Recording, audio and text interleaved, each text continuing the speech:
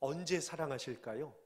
여러분들은 이 믿음 생활을 하시면서 하나님의 도우심을 언제 경험하시면서 살아가고 계십니까? 하나님이 나를 언제 도와주시나? 하나님이 나를 어떻게 사랑하시나? 하나님이 나를 언제 사랑하시나? 라고 하는 그러한 질문들을 종종 해보신 적이 있으실 것입니다. 언제일까요? 답은요, 항상입니다. 하나님은 항상 우리를 위하시는 분이신 줄 믿습니다. 우리가 믿음이 좋을 때 하나님이 역사하시고, 우리가 믿음이 조금 뒤떨어지고 또 정체되어 있을 때 하나님이 역사하지 아니하시는 분은 아니십니다. 그렇죠? 하나님은 항상 우리를 사랑하시는 분이시고 항상 우리를 위하시고, 심지어 고난 속에서도, 환난과 어려움 속에서도 하나님은 우리와 동행하시고 우리를 향하여서 고난 그 이후에, 시작은 고난이요, 시작은 염려요, 시작은 두려움이다 라고 할지라도 고난과 두려움과 염려 이후에 분명히 우리를 밝게 웃게 하실, 우리를 기뻐하게 하실, 우리를 감사하게 하실 하나님의 방법이 늘 있음을 믿으시며 살아가시는 저와 여러분들이 되시기를 주님의 이름으로 축원합니다. 인생은 당연히 한 번밖에 사는 것이니 두려울 수밖에 없지요. 두 번 하고 세 번 하는 것이면 익숙한 삶이 되겠지만 한 번도 해보지 않는 미래의 삶은, 앞날의 걸음을 걸어가는 것이란 결코 쉽지만은 않습니다. 오늘 앉아있는 우리 수험생들도 마찬가지입니다. 하나님이 과연 내게 역사하실까? 지혜를 더 주셔서 올 한 해 수시와 정시 공부를 하면서 내 삶을 축복해 주실까? 두려움도 있습니다. 염려도 있습니다. 걱정도 있습니다. 혹 내가 재수를 하는 건 아닌가, 혹 삼수를 하는 건 아닌가, 그러한 염려가 왜 없겠습니까? 그때뿐이 아니겠죠. 우리 인생을 살아가는 우리 모든 기성세대들에게도 마찬가지입니다. 실패도 하고 낙심도 하고 절망도 하고, 하나가 해결되었는데 또다시 큰 문제가 찾아오는 이 인생을 살아가기란 결코 쉽지만은 않습니다. 이에 우리에게 중요한 것이 있습니다. 그것이 바로 무엇일까요? 그것은 너무나도 쉬운 답인데요, 하나님을 신뢰하며 살아가는 것입니다. 하나님을 신뢰하며 살아가는 것이죠. 그 신뢰가 무엇입니까? 하나님은 나를 포기하지 아니하신다라고 하는 사실입니다. 내가 볼 때는 실패한 것 같고, 내가 걸어갈 때는 막힌 것 같다라고 할지라도 우리 하나님만큼은 우리를 선하신 방법으로, 신실하신 은혜로 우리를 도와주시는 분이심을 우리는 믿으며 나아가는 그 신앙이 얼마나 중요한지 모릅니다. 왜 그럴까요? 고난은 누구에게나 다 있기 때문입니다.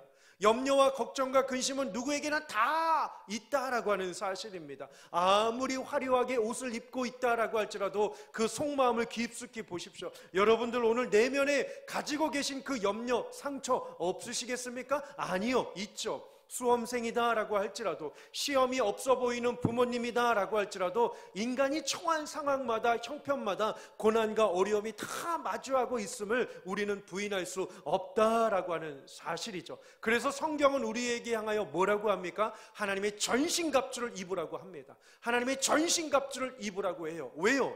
이 세상은 눈에 보이는 수많은 것들을 통하여 우리를 유혹하고 있는 시대입니다. 정말로 힘든 시대이죠. 한 주간 말씀을 묵상하면서 우리 영학교회 성도님들은 어떠한 삶을 사실까 고민하고 묵상해 보다가 그러한 표현이 한번 떠올랐습니다.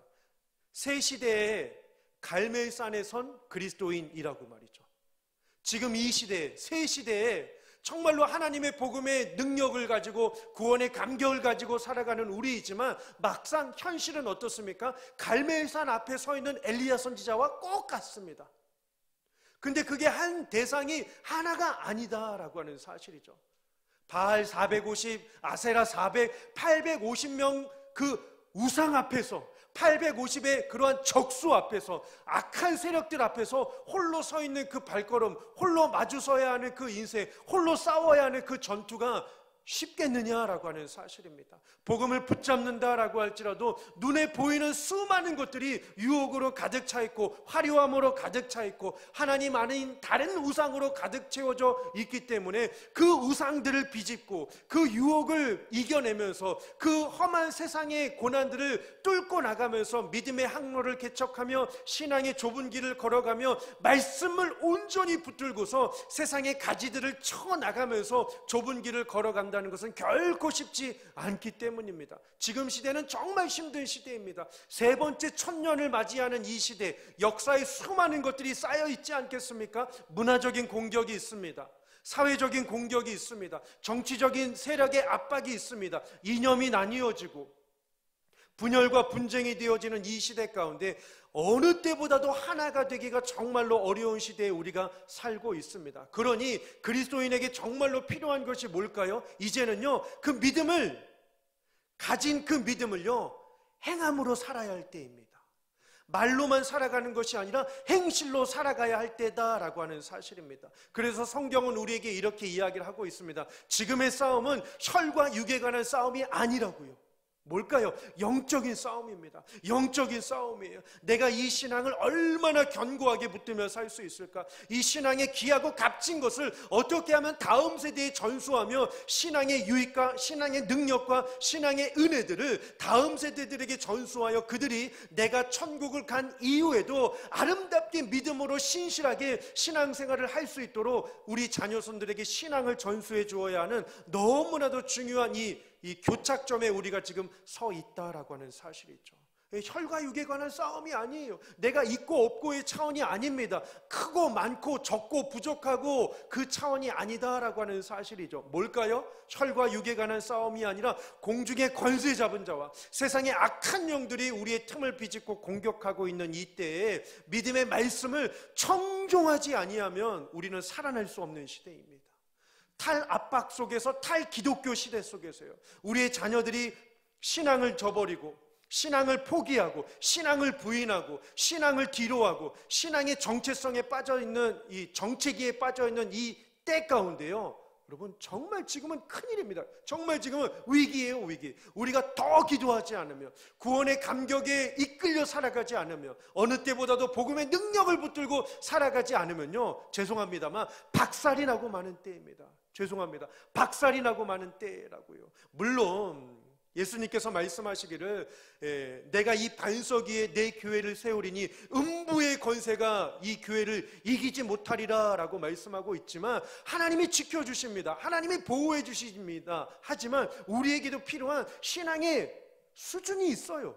신앙의 요구가 있다라고 하는 사실입니다. 신앙의 어떠한 기대를 부응하기 위한 우리의 노력과 우리의 흔적과 우리의 진액이 있어야 버티고 보존하고 또 관리하고 이어나가고 또 이어나가고 전수해 줄 수 있지 않겠습니까?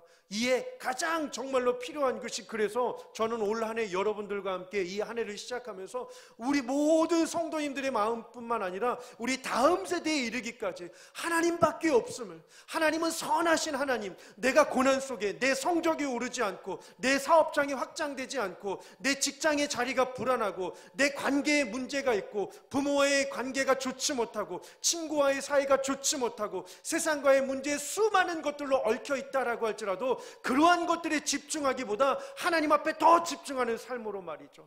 하나님 앞에 더 집중하는 삶으로요. 하나님 앞에 더 집중하는 삶, 그게 뭘까요? 내 안에 구원의 감격이 차고 넘쳐야 합니다.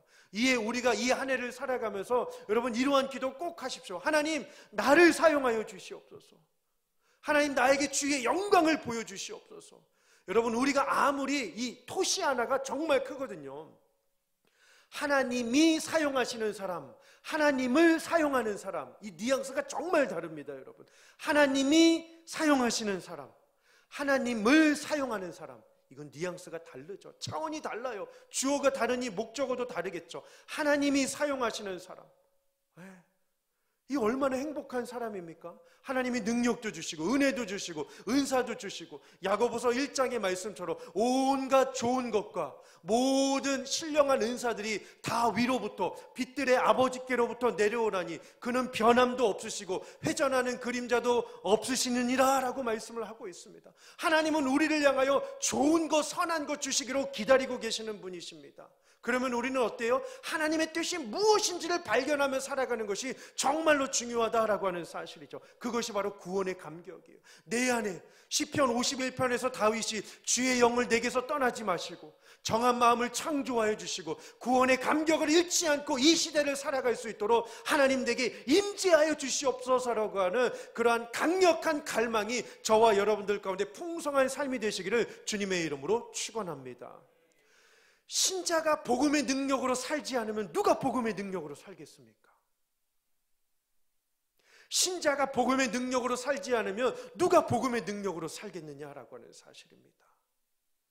우리가 하나님께 지혜를 구하며 살아가야 하는 이때입니다. 그런데 우리의 다음 세대가 하나님께 지혜를 구하지 않고 자기의 힘으로 살아간들 아무것도 되지 않음을 우리는 가르쳐 주어야 합니다. 우리는 깨달을 수 있도록 믿음을 전수해 주어야 하는 중요한 사명을 갖고 있다라고 하는 사실입니다. 이 복음의 능력이죠. 복음의 능력. 상상할 수 없는, 여러분, 하나님께서 성경 안에서 이스라엘 백성들을 통하여 또 하나님이 일하시는 방법을 통하여서 하나님이 행하신 방법들을 보십시오. 정말 놀라운 방법들이 얼마나 많이 있는지 모릅니다. 어떻게 물이 갈라집니까? 어떻게 만나가 내려지고 메추라기가 내려지겠느냐 말입니다. 어떻게 그 승산이 없는 전쟁에서 승리할 수 있겠습니까? 상상할 수 없는 일들이 성경 안에서 펼쳐져 있는 것을 보게 됩니다. 왜요? 하나님은 전능하신 하나님이 되시기 때문입니다. 그럼 우리의 관건은 뭘까요? 그 전능하신 하나님을 붙잡으면 됩니다. 그 전능하신 하나님을요, 사랑하시면 됩니다. 올 한해 그 하나님을 더 사랑하시오, 복음의 능력을 맛보는 간증의 삶의 간증의 한 해가 되시기를 주님의 이름으로 축원합니다. 오늘 본문에 등장하는 한 사람이 나타납니다. 1절이에요. 사무엘입니다. 엘이라고 하는 히브리어는 하나님, 사무라고 하는 쉐마, 슈무라고 하는 것을 듣다라고 하는 이 청종이라고 하는 단어를 가지고 있습니다. 하나님의 음성을 듣는 자가 아니라 하나님의 음성을 청종하는 자예요. 여러분, 이 청종 한자를 아십니까? 청, 들을 청, 따를 종이라고 되어 있습니다. 이 청자 한자를 보시면요, 귀이가 되어 있어요. 귀이, 첫 번째 귀이가 되어 있고 밑에 인간임으로 되어 있습니다. 그게 뭐냐면, 내가 그 한자를 보시면 내가 들어야 하는데 뭘 들어야 하냐면, 그 인간임이 한자가 이렇게 흑토에다가 사람 인자가 얹혀진 게 되거든요. 연약한 내가 누구의 음성을 들어야 하는지 이 질문을 해주는 단어가 이 귀이자와 인간 임자로 써여진 이 청종할 때 청자가 되는데요. 그러니까 내가 연약한 이 토양에서 사람의 몸으로, 흙의 몸으로 이 땅에 와서 과연 누구의 말을 들어야 할지라고는 이 기이자가 쓰여 있습니다. 그리고 그 들을 청, 그 두 개의 단어가 합쳐져 있는데요, 그 옆에 단어가 바로 뭐냐면 열십자의 눈목자가 되어 있어요. 10번 내가 바라봐야 할 대상, 언제 어디서나 바라봐야 할 대상이 누구인지를 그 밑에 한자가 뭐냐면 마음 심자로 들을 청이 이렇게 되어 있습니다. 그 한자가 참 신기하더라고요. 제가 보고 깜짝 놀랐습니다. 내가 이 땅에 서서 바라봐야 할 자가 누구인지, 내가 정말로 마음으로 새기며 내가 묵상해야 할 대상이 누구인지를 밝히는 단어가 들을 청이라고 하는 이 한자어가 되어 있습니다. 이어지는 종자는 무엇이냐면 앞선 사람의 발걸음을 따라가다라고 하는 뜻으로 되어 있어요. 청종이죠, 청종. 그러면 뭘까요? 인생의 주인이신, 역사의 주관자이신, 우리의 삶을 창조하시고 섭리하시고 종말의 때까지 이루어 가실 그 모든 삶의 섭리의 주관자가 누구이신지를 보라라고 하는 거죠. 그리고 마음에 새겨라라고 하는 거예요. 눈으로 보고 귀로 듣고 마음에 새기라라고 하는 것입니다. 그게 뭘까요? 믿음이죠. 그래서 믿음은 들음에서 나고 들음은 뭐로요? 여호와의 말씀으로 말미암느니라라고 성경은 말씀하고 있습니다. 사람이 마음으로 믿어 의에 이르고 입으로 시인하여 구원에 이르느니라. 딱 청종입니다. 사무엘이 그랬다라고 이야기를 하고 있습니다. 여러분, 사무엘이 일하던 시대는 어떠한 시대였습니까? 사사 시대였습니다. 그때 왕이 없으므로 각각 자기의 소견에 옳은 대로 행하였더라라고 말씀하고 있는 사사기 마지막 장인 21장 26절에 이렇게 착한 고백을 하고 있습니다. 왕이 없다고 합니다. 하나님이 계시는데 각각 자기의 소견에 옳은 대로 행하였다라고 하는 사실이죠. 이게 뭘까요? 우리는 하나님의 형상으로 지음받은 우리는요, 늘 하나님을 의지하는 자녀로 지음을 받았다라고 하는 뜻입니다. 우리 하나님의 자녀입니다. 자녀가 살 수 있는 비결은 뭘까요? 부모를 의지하는 것입니다. 부모에게 의존하는 거예요. 부모의 말을 잘 들으며 살아가는 거예요. 마치 사무엘의 이름의 뜻처럼 말이죠. 그런데 그 시대는 무지한 시대입니다. 여호와의 말씀이 들리지 아니하여서 엘리가 영적인 분별력이 흐릿한 시대였다라고 이야기를 하고 있습니다. 이에 하나님께서 이스라엘 백성들에게 경각심을 주시기 위하여 사무엘에게 한 가지 말씀을 전해주시게 됩니다. 그게 바로 무엇일까요? 우리 한번 보실까요? 3장 11절입니다. 11절. 3장 11절이요. 여호와께서 사무엘에게 이르시되 보라 내가 이스라엘 중에 한 일을 행하리니 그것을 듣는 자마다 두 귀가 울리리라 라고 이야기를 하고 있습니다. 경고의 메시지가 되겠죠. 두 귀가 울리리라 라고 하는 거예요. 이렇게 행할 경우에, 하지만 이렇게 청종하지 않을 경우에 빛과 그림자가 있을 것입니다. 장점과 단점이 있겠죠. 축복과 저주가 임할 것입니다. 그게 바로 무엇인가 라고 보았더니 이어지는 2장 30절입니다. 화면 한번 보실까요? 하반절이에요. 하나님이 이러한 말씀을 하셨습니다. 한 가지 간곡한 부탁을 하시죠. 나를 존중히 여기는 자를 내가 존중히 여기고 나를 멸시하는 자를 내가 경멸하리라. 하나님이 이러한 부탁을 하셨습니다. 나를 존중히 여기는 자를 내가 귀히 여기고 존중히 여기고 나를 멸시하는 자를 내가 경멸하리라 라고 말이죠. 왜 이야기가 나왔을까요? 하나님은 누구보다도 자신의 마음을 알기를 원하셨습니다. 그런데요, 이때 배경을 보시면 엘리의 두 아들들이 있었습니다. 홈니와 비느하스였죠. 성경 2장을 보시면 이들은 여호와의 제사를 멸시하였더라 라고 기록을 하고 있습니다.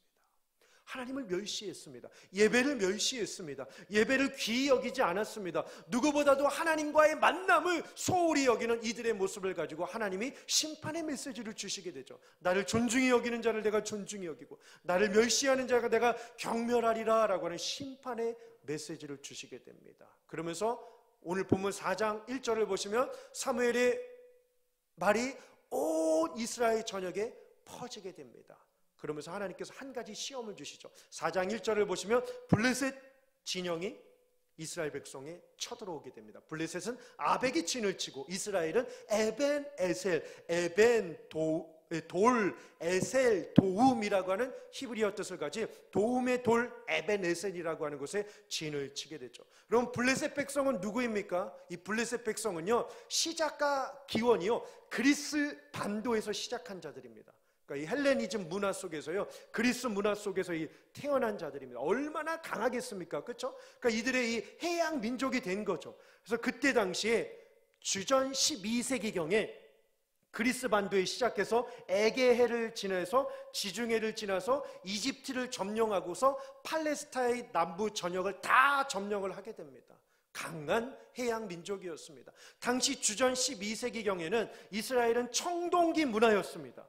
그런데 이 바벨론 제국, 그리스에서 가지고 온 이 바벨론 제국은요 철기 문화였습니다. 그러니 싸워도요 이게 힘의 재간으로 견딜 수가 없게 되죠. 그냥 정복하고 마는 거예요. 이때 이들이 해양에서 치고 들어와서 이스라엘 남부 샤론 평야 남쪽에 진을 치고 이스라엘 백성들은 산지에서 내려와서 에벤에셀에서 전투를 이제 벌이게 됩니다. 그런데 여기서 놀라운 장면이 있어요. 놀라운 장면. 자, 보실까요?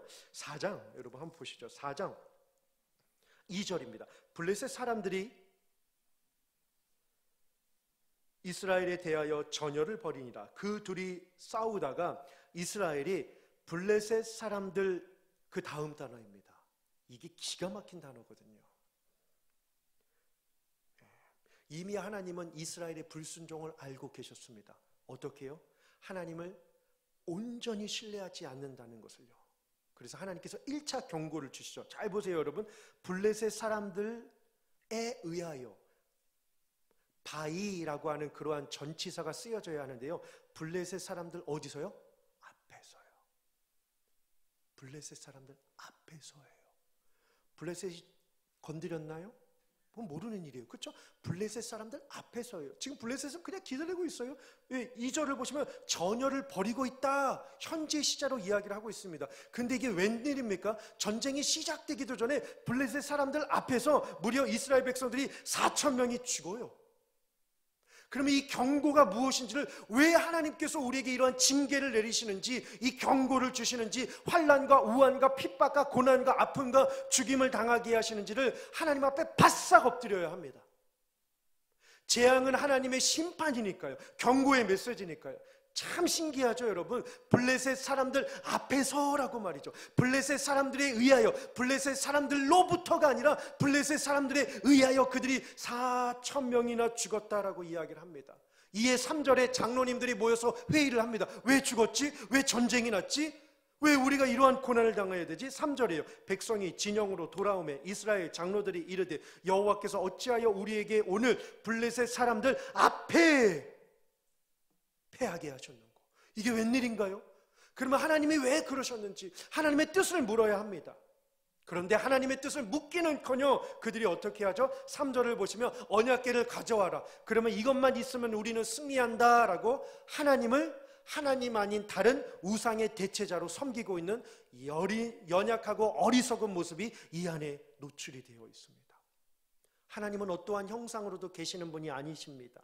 우리는 하나님을 잘 알아야 합니다. 바로 알아야 합니다. 하나님은 시간과 공간과 환경과 상황 가운데 얽매이시는 분이 아니십니다. 하나님은 저의 마음에도 계시고 이 성전 안에도 계시고 여러분들의 일터에도 계시고 선교 오지에도 계시는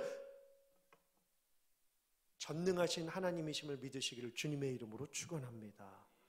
하나님은 이렇게 공간에 제약에 받으시는 분이 아니십니다. 하나님은 내가 필요할 때 사용하려고 데리고 와서 그 문제를 해결해 주시는 요술 방망이와 같은 그러한 분이 아니시다라고 하는 사실입니다. 특별히 고3 수험생 우리 친구들이요, 하나님을 이용하는 그러한 어리석은 자가 아니라 하나님께 사용받는, 하나님께서 쓰시는 귀한 삶이 되시기를 주님의 이름으로 축원합니다. 이게 인간의 어리석음이죠. 이건 분명한 우상입니다. 하나님을 내가 조종하는, 내가 필요할 때, 내가 쓰고 싶을 때 사용하는 그러한 모습을 하나님은 결코 기뻐하지 않으십니다. 이스라엘 백성들이 출애굽을 할 때 금송아지를 만들었습니다. 하나님이 기뻐하셨나요? 이것이 우리를 인도한 신이다 라고 외쳤을 때 하나님은 분노하셨고 모세가 십계명 두 돌판을 던짐으로 인하여서 그것이 산산조각이 났습니다. 땅이 갈라져 불이 그들을 산채로 삼켰다라고 성경은 말씀하고 있습니다. 하나님은 무엇보다 누구보다 우상을 섬기고 우상을 만들고 우상으로 하나님을 대체하는 것을 기뻐하지 아니하시는 분이십니다. 하나님의 이 신앙과 믿음의 종교가 어디에서 발흥이 되었습니까? 우상을 만들던 아브라함 집에서부터 하나님은 그를 끌어내서 우상을 부수시고 눈에 보이지는 않지만 역사하시는 하나님의 일하심을 보여주시기 위하여 아브라함을 믿음의 족장으로 인도하셨던 것을 보게 된다면 하나님은 우상을 절대적으로 미워하시는 분이심을 보게 됩니다. 그러니 이 어리석음이 더 깊어져요. 하나님 앞에 한 번 더 물었으면 좋았을 뻔했는데 우리가 우리의 언약궤를 가지고 오자라고 이야기를 할 뿐만 아니라 3절 하반절을 보실까요? 그것으로 우리들의 손에서 구원하게 하자라고 합니다. 이게 가능한 이야기입니까? 언약궤가 우리를 구원합니까? 아니요. 우리의 행위가 우리의 구원을 보장합니까? 우리의 의로움이 우리의 구원을 충족시킬 수 있겠습니까? 그것은 절대적인 오산입니다. 그것은 절대적인 이치에 맞지 않는 이야기임을 우리는 잊지 말아야 할 것입니다. 언약궤가 아무리 귀하다라고 할지라도 히브리서 9장 4절에 언약궤 안에 3가지가 있대요. 언약궤는 하나님의 임재예요. 하나님의 일하심을 나타내는 증표이지 하나님은 아니시다라고 하는 사실이죠. 히브리서 9장 4절이요. 3가지요. 만나를 담은 금 항아리, 그리고 아론의 쌍난 지팡이, 그리고 언약궤 두 돌판 10계명이 그 언약궤 안에 담겨져 있었습니다. 이것은 하나님의 임재예요. 임재이지 하나님 자신을 상징하는 것은 아니다라고 하는 사실입니다. 그런데 이스라엘 백성들이 여기에서 우매함을 벌이게 됐죠. 이것이 우리를 구원하리라 라고 말이죠. 참 안타까운 것은 뭘까요? 여러분 8절 한번 보실까요?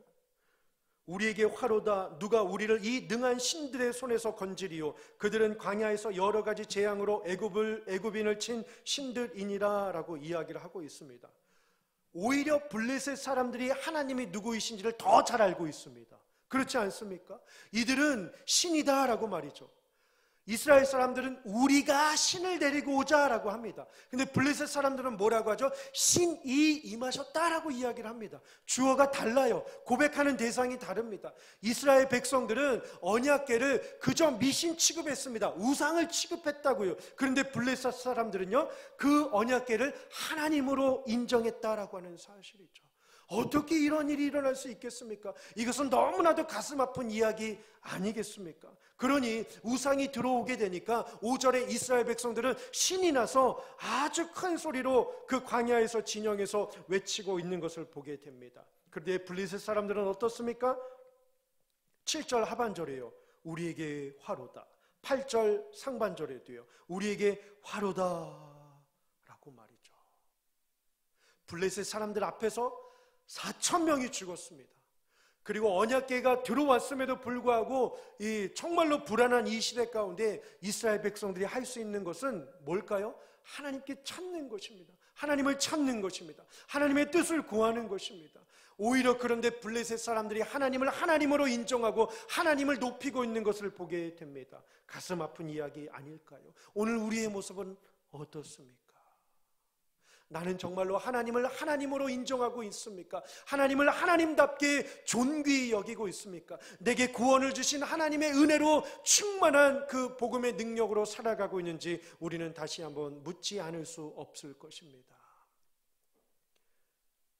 기독교가 예수 그리스도와 너무 닮아서 욕을 먹고 있는 시대입니까? 아니면 기독교가 예수 그리스도와 너무 닮지 않아서 욕을 먹고 있는 시대입니까? 바라옵기는 전자가 되면 너무나도 좋겠지만 어떻습니까? 후자죠. 기독교가 그리스도와 너무 닮아서 욕을 먹고 핍박을 당하면 이보다 아름다운 일이 어디 있겠습니까? 그러나 지금은 기독교가 그리스도와 너무 닮지 않기 때문에 욕을 먹고 조롱을 당하는 이러한 시대에 우리가 살고 있음을 보게 됩니다. 더 안타까운 것은 뭘까요? 9절입니다. 강하게 되며 대장부가 되라, 대장부가 되라. 누가 이 외침을 가지고서 하나가 되기 위하여 애쓰고 있나요? 안타깝게도 블레셋 사람들입니다. 강하게 되며 대장부가 되라. 익숙한 표현 아닙니까? 여호수아에서 등장한 표현입니다. 그런데 이들은 그렇지 아니하고 오히려 블레셋 사람들이 이 외침을 가지고서 전쟁에 나가는 것을 보게 됩니다. 결국 10절에 블레셋 사람들이 치죠. 이스라엘 백성들은 도망합니다. 죽은 자의 수가 4,000명도 2절에 큰 숫자인데 10절에 무려 3만 명이 죽음을 당하게 됩니다. 결과는요, 하나님에게는 빼앗겼습니다. 엘리의 두 아들 홈니와 비느하스는 죽임을 당하였습니다. 그렇습니다. 믿음에는 분명 결과가 나타납니다. 구원은 믿음으로 얻은 것이지만 하나님은 우리에게 수준 높은 삶을 말씀하고 계십니다. 우리 아까 장로님께서 기도해 주시면서 세상의 빛, 세상의 소금이라고 이야기를 하는데요, 예수님께서 그 설교를 하시고 나신 뒤에 마지막 대목이 혹시 뭔지 아십니까? 예수님께서 너희 의가 서기관과 바리새인보다 더 낫지 아니하면 결단코 천국에 들어갈 수 없느니라 라고 말씀을 하고 있습니다.